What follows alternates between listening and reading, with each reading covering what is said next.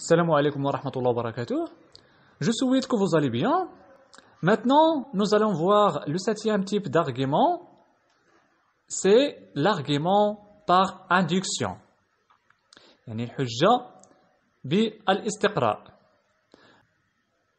Donc, l'argument par induction, c'est un argument qui consiste à partir d'un fait particulier ou de plusieurs faits particuliers afin d'en tirer une règle générale.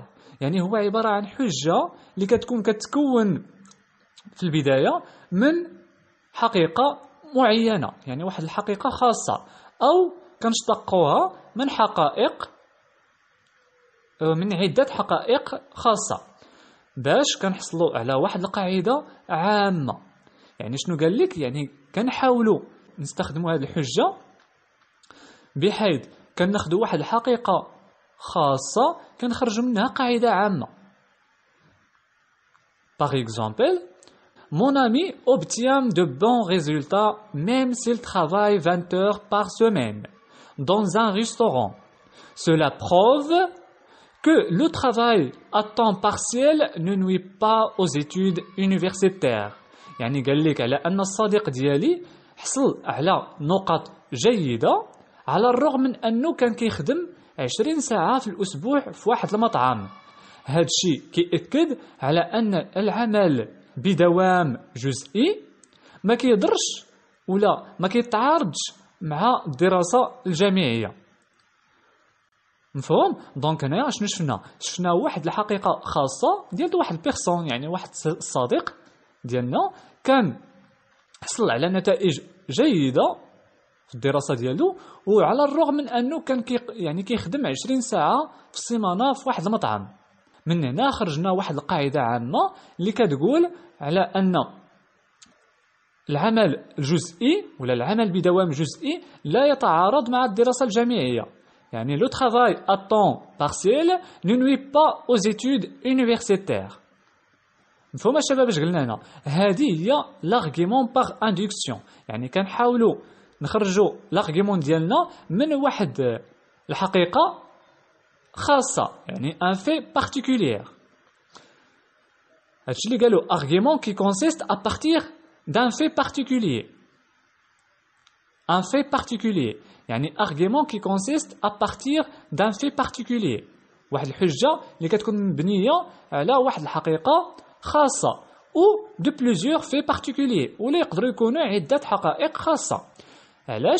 afin d'en tirer une règle générale، يعني باش نحصلوا على واحد القاعدة عامة. نتمنى تكونوا فهمتوا معايا هاد l'argument.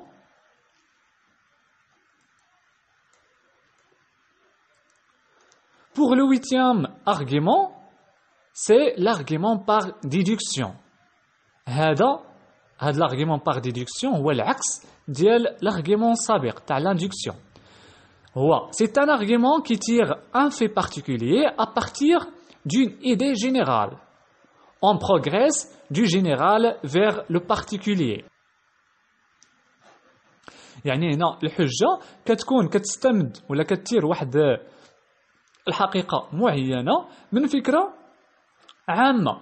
يعني كنديروا العكس هذه المرة، كنخرجوا واحد القاعدة خاصة من قاعدة عامة. يعني كناخذوا من جينيرال فيغ لو بارتيكولير. في l'argument يعني par induction كنا كناخذوا من لو بارتيكولير فيغ جينيرال. هنا العكس. Exemple. Dans cette usine, toutes les femmes reçoivent un salaire moindre que les hommes.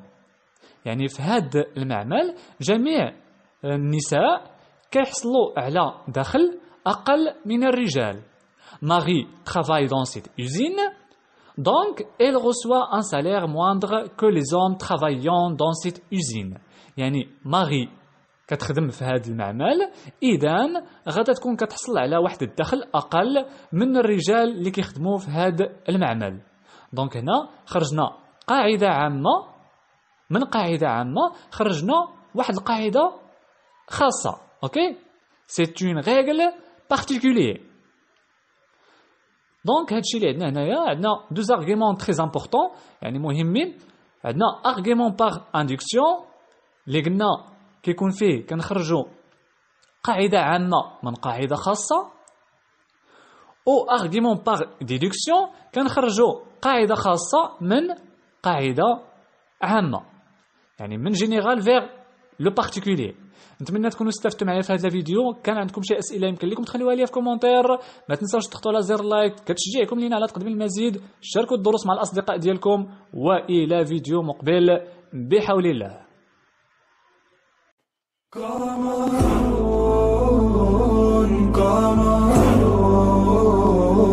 قمر سيدنا النبي قمر وجميل وجميل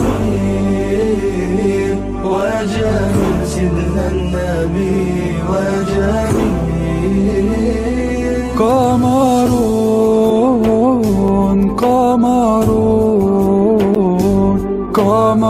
سيدنا النبي قمر وجميل